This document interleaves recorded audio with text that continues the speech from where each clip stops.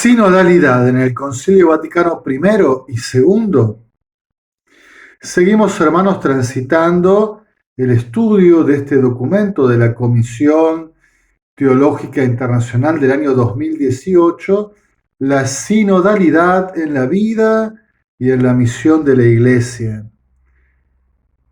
Y venimos en un segundo momento haciendo un trayecto histórico e intentando leer en la historia de la Iglesia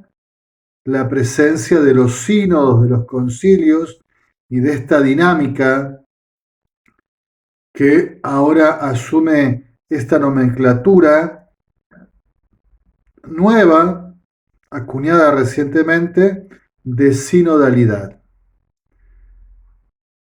Y dice expresamente, textualmente, la comisión en el número 37. El Concilio Vaticano I, en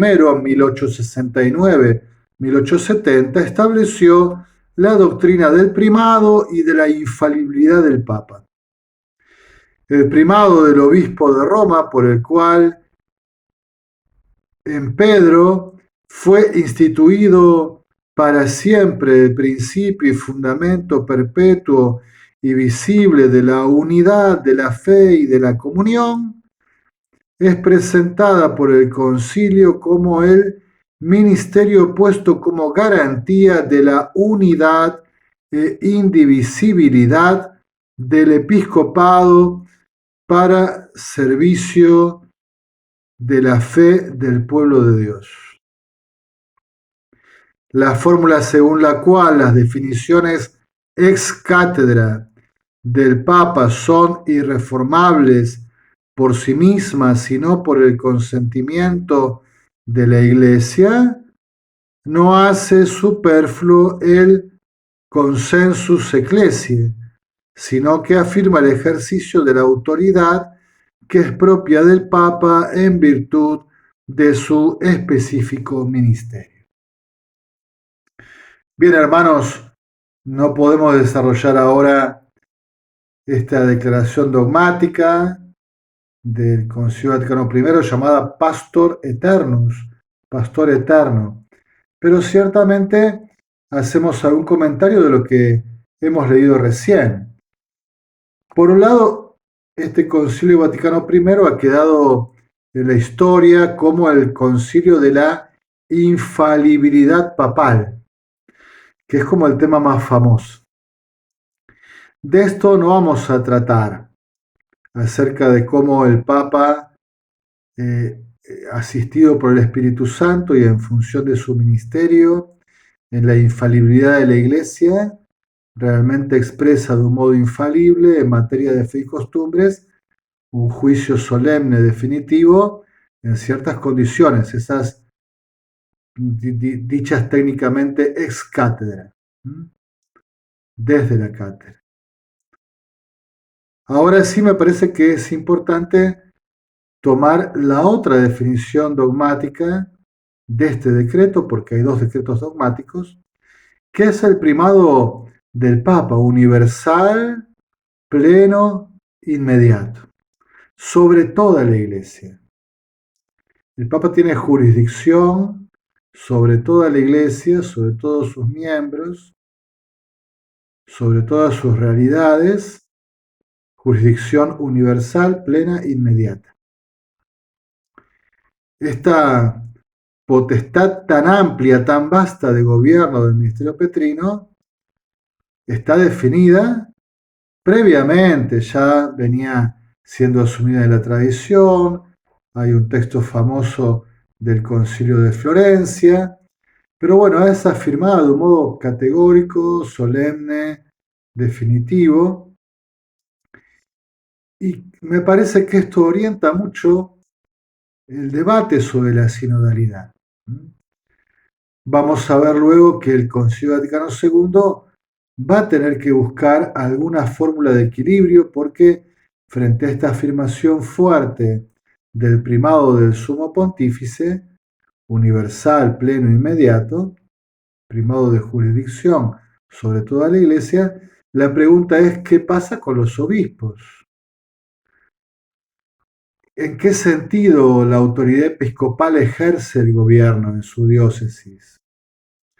Ya el Concilio Vaticano I había afirmado que esta sentencia sobre el primado del Papa universal no menguaba en nada la autoridad y el ejercicio propio de los obispos, y había alumbrado su explicación muy limitada, muy primera, con una cita de San Gregorio Magno. Pero va a ser el Concilio Vaticano II el que va a tener que elaborar esta relación entre el primado universal del sucesor de Pedro con el ejercicio episcopal de los obispos en sus iglesias locales. Pero dicho esto, claro, esta afirmación del Vaticano I, que es solemne, que es definitiva, afecta profundamente la comprensión de la sinodalidad. Yo diría que, aunque nosotros escuchamos que se lo propone de esta forma, de ninguna forma es posible una sinodalidad entendida en una dimensión solamente horizontal. No es posible, por así decirlo, para que se entienda, una democratización de la iglesia. Porque no son los consensos eclesiales, no son las votaciones, no son las mayorías, sino que prima la jurisdicción, la autoridad del Papa, del Romano Pontífice. En este sentido, esta declaración de jurisdicción universal, plena e inmediata, aunque no me gusta decirlo de esta forma, impide una lectura democratizante, porque evidentemente hay un eje vertical y hay alguien en la iglesia que ejerce en nombre de Dios y para el bien de la iglesia toda potestad, que es el Romano Pontífice. Claro, evidentemente con ciertas limitaciones. Por ejemplo, en el tema de la infalibilidad papal, tiene que cumplir con ciertas condiciones para una declaración solemne, irreformable, definitiva, ex cátedra. Y entre esas condiciones hay algunas que tienen que ver con, digamos, con cierto aprecio por el diálogo, por el consenso eclesial y, por ejemplo, cuando se declaró el dogma de la Inmaculada Concepción y luego el de la Asunción, ambos papas, antes de esa declaración de infalibilidad papal, hicieron una amplia consulta al pueblo de Dios, no descuidaron consultar al pueblo de Dios. Y a nivel también de esas declaraciones del Papa, nos afirmaba el Concilio Vaticano II, perdón, Concilio Vaticano I, que no le corresponde al Papa doctrinas nuevas, sino que en el fondo lo que le corresponde es declarar lo que siempre ha creído la Iglesia, lo que está en el depósito de la fe, exponerlo, proponerlo de un modo fiel, íntegro, sin inventar doctrinas nuevas, y que lo que el Papa evidentemente ejerce como magisterio no puede estar fuera del marco de la ley natural, de la ley de la creación, y fuera del marco de la revelación de la Sagrada Escritura y de la tradición apostólica. En el ámbito de la jurisdicción, como digo, el Concilio Vaticano II va a intentar fórmulas de equilibrio con el ministerio episcopal, con el colegio episcopal. Pero sacaría esta conclusión: no es posible una lectura democratizante de la sinodalidad porque el primado de jurisdicción universal, pleno e inmediato del Papa, definido en el Concilio Vaticano I, impediría una visión horizontalista, democratizante, por votación, por consenso de la Iglesia, porque sobre todo eso lo que prima es la autoridad del sumo pontífice. Podemos discutir después digamos, cómo ejercerla, cómo es prudente, cómo ejercerla en el ámbito ecuménico, en el ejercicio de la caridad dentro de la iglesia, pero una vez definido, digamos, sabemos que el Papa, como dice el derecho canónico, es la sede que todo lo juzga y que no puede ser juzgada por nadie. Tiene la suprema autoridad en la iglesia, al servicio del bien de la iglesia y evidentemente una autoridad participada a Pedro y a sus sucesores por Jesucristo, o sea, bajo la acción de Jesucristo, en sintonía con Jesucristo. El Concilio Vaticano primero, evidentemente está en un contexto donde la comisión nos dice que hay como autores, pensadores que ahora no quisiera nombrar para no hacer largo el video, que ya están elaborando el tema de la comunión, de lo que después se va a llamar la colegialidad, el tema famoso del sentido de fe, el sensus fidei fidelium. Hay como un ambiente en el cual es propicia toda la elaboración que luego va a hacer el Concilio Vaticano II, como los movimientos que lo prepararon, el patrístico, el escriturístico, el litúrgico, y que también va a haber experiencias concretas de los inicios de lo que luego van a ser las conferencias episcopales continentales, algún encuentro convocado a nivel continental por León XIII. Hay un ambiente donde va empezando a surgir, además de esta definición de la potestad y del primado de jurisdicción universal del Santo Padre, una sensibilidad por la colegialidad, por la participación en comunión, por el diálogo entre todas las instancias eclesiales. Dice la comisión textualmente, en el terreno de la teología de la experiencia eclesial, crece, mientras tanto, la conciencia de que la Iglesia no se identifica con sus pastores, que la Iglesia entera, por la acción del Espíritu Santo, es el sujeto o el órgano de la tradición y que los laicos tienen un rol activo en la transmisión de la fe apostólica. Esta conciencia de que es la Iglesia el sujeto que escucha la palabra, que recibe lo que Dios revela, que responde, la iglesia esposa de Jesucristo esposo, la que está en ese diálogo salutífero, y que la iglesia después, evidentemente cada uno según su vocación, su estatus eclesial, su ministerio propio, su carisma, su servicio, según su locus ecclesiae, su lugar en la iglesia, va, digamos, participando de la iglesia, que es en el fondo el sujeto orgánico que recibe, el cuerpo que recibe el influjo de su cabeza, de Cristo.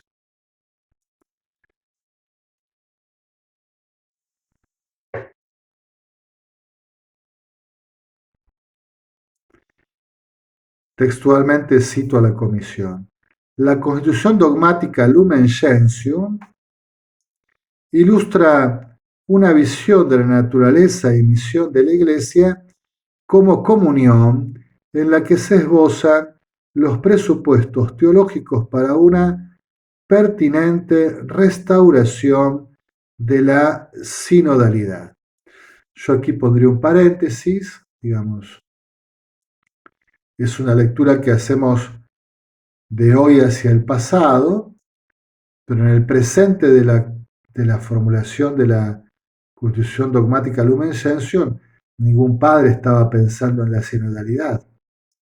Estaba pensando en otras categorías, ¿no? De comunión, de participación, de misterio, las que fuesen. Hoy la comisión dice que le parece que todo ese trabajo que se hizo de eclesiología de comunión en la Lumen Gentium ponía las bases para un desarrollo que se iba dando que hoy nos lleva a este planteo de la sinodalidad. Cuestión discutible,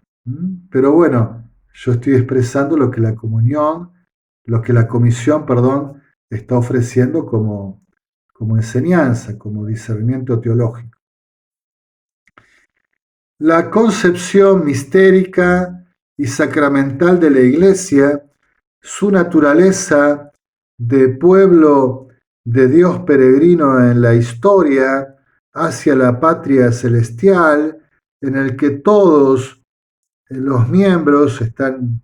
incluidos por el bautismo, son marcados con la misma dignidad de hijos de Dios e investidos de la misma misión. Un poco nos cita algunos ejemplos de grandes temas teológicos de la Lumen Gentium. Y dice lo que yo quisiera resaltar ahora, digamos, ¿no? La doctrina de la sacramentalidad del episcopado y de la colegialidad en comunión jerárquica con el obispo de Roma, con aquella fórmula con Pedro y bajo Pedro. Claro, evidentemente esta sacramentalidad del episcopado y esta colegialidad,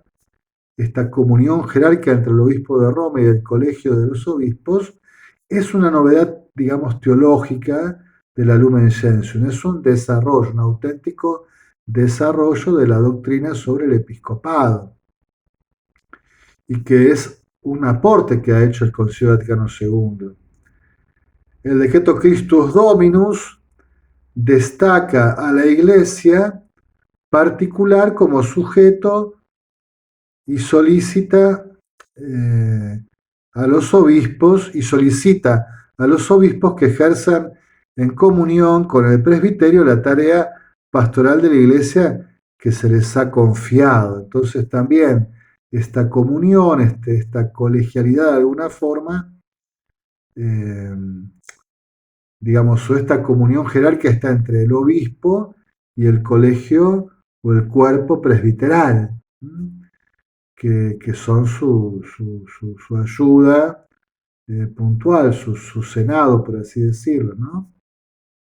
Con el cual anima la vida de la iglesia y a la cual también se sugiere que se formen consejos pastorales que integren laicos, religiosos, consagrados, que representen la vida de esa comunión eclesial, de ese pueblo de Dios en camino.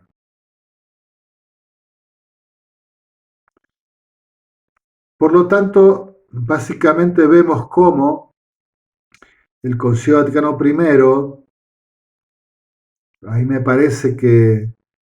con esa definición de la jurisdicción, del primado universal, de jurisdicción del romano pontífice, funciona como límite para una idea horizontalista o democratizante de la vida eclesial. El Concilio Vaticano II, interesado en que no se diluya la autoridad propia de los obispos, establece fórmulas de equilibrio entre este ejercicio del primado universal del obispo de Roma, asociándolo al colegio de los obispos, ¿no? Es el obispo de Roma con su colegio apostólico, que está con Pedro, bajo Pedro, pero en una comunión, digamos, jerárquica, en la cual se anima, se gobierna la vida de la iglesia, ¿no? No Pedro sin los obispos, no los obispos sin Pedro. Bueno, van intentando buscar un equilibrio en esto y planteando también unas formas de comunión y de participación que permitan integrar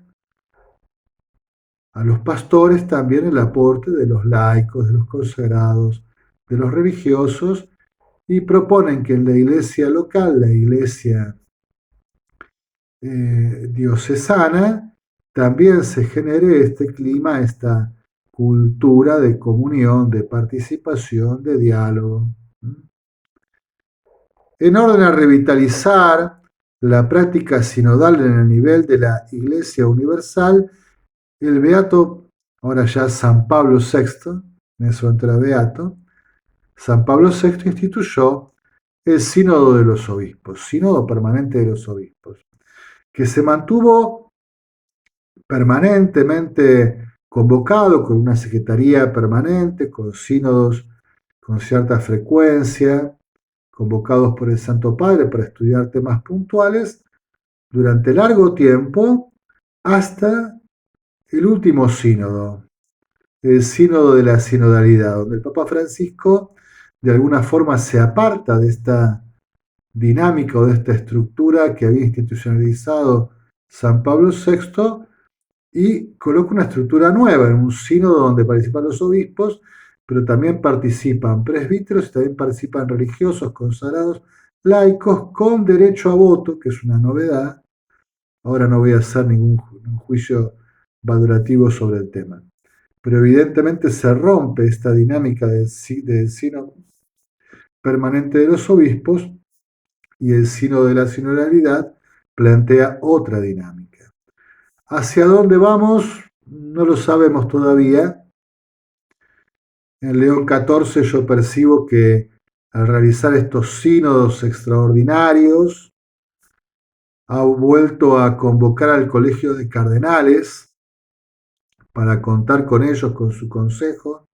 en el gobierno de la Iglesia. También que ha convocado alguna reunión para revisar, por ejemplo, ahora a Moris Leticia, creo que hacia octubre de este año, convocando a los presidentes de las conferencias episcopales y, bueno, evidentemente parece que se está retomando un camino donde, digamos, se distingue las reuniones que son de la jerarquía, digamos, de la comunión de la jerarquía, del Papa con los obispos, del Papa con los cardenales, de otro tipo de reuniones, digamos, donde también participan laicos, religiosos, presbíteros, lo que fuese, ¿no? Y entonces me parece a mí que el Papa León XIV en alguna locución sugirió que, digamos, que la colegialidad es como el concepto de comunión que lo une a los obispos y que esa expresión de participación, de comunión jerárquica que tiene con los obispos en el concepto de colegialidad, el sínodo permanente de los obispos, los consistorios, lo que el Papa quiere convocar, hay una experiencia abierta al pueblo de Dios que corresponde quizás al concepto de sinodalidad, digamos, ¿no? Y entonces habría como una participación, me parece lo que está planteando, sinodal de todo el pueblo de Dios y después un espacio reservado, una sinodalidad específica, por así decirlo, que es la colegialidad episcopal con Pedro.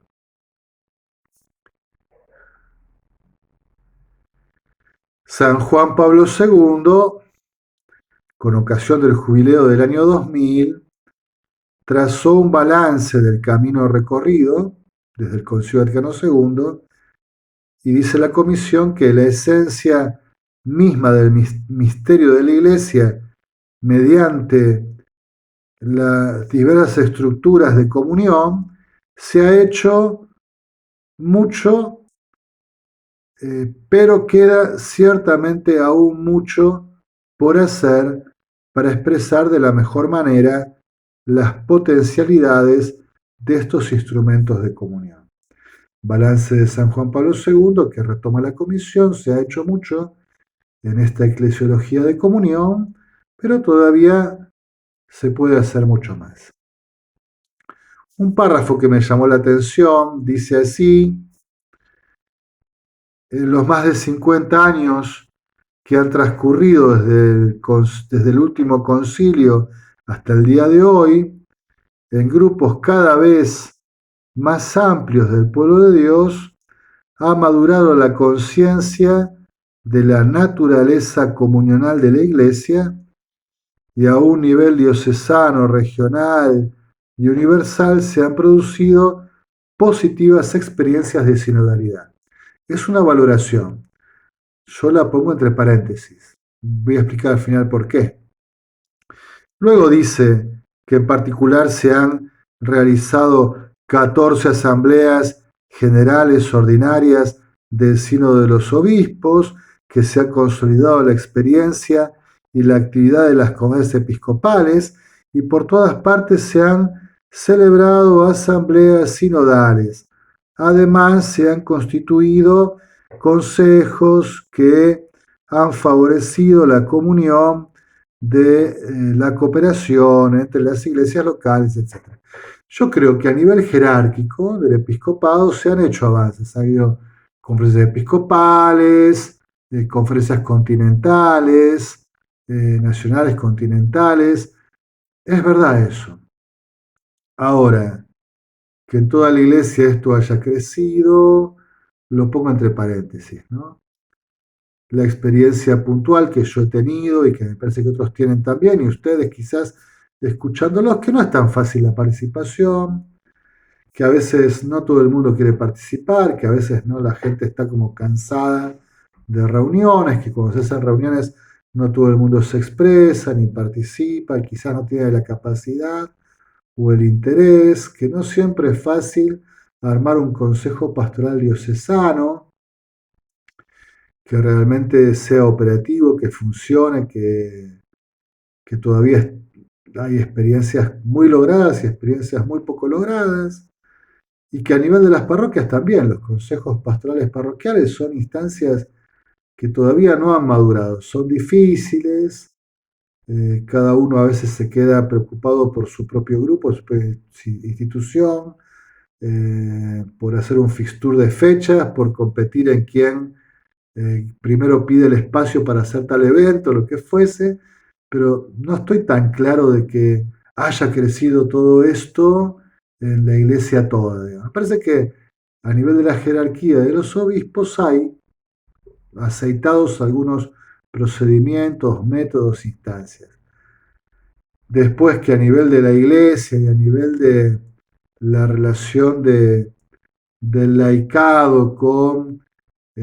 por ejemplo, el párroco, del laicado con el obispo, bueno, en los consejos pastorales, parroquiales, eso no me parece que todavía hay mucho por hacer y que tampoco veo siempre que haya todo ese entusiasmo, todo ese fervor, sino que hay otras dificultades, ¿no? Individualismo, fragmentación, siempre está el tema de decídalo usted padre, ¿no? Que es más fácil, nos acusan de ser clericales, pero a veces nadie quiere comprometerse, ser corresponsable. Como si dice, no, decídalo usted, lo que usted diga está bien. Después, claro, lo que haces te lo critican, pero eso de involucrarme es una responsabilidad, es un trabajo, no. Mucha gente no quiere tampoco participar y ser corresponsable, ¿no? Así que ese que ha crecido en toda la iglesia lo dejo entre paréntesis. En alabanza y gloria de la Santísima Trinidad.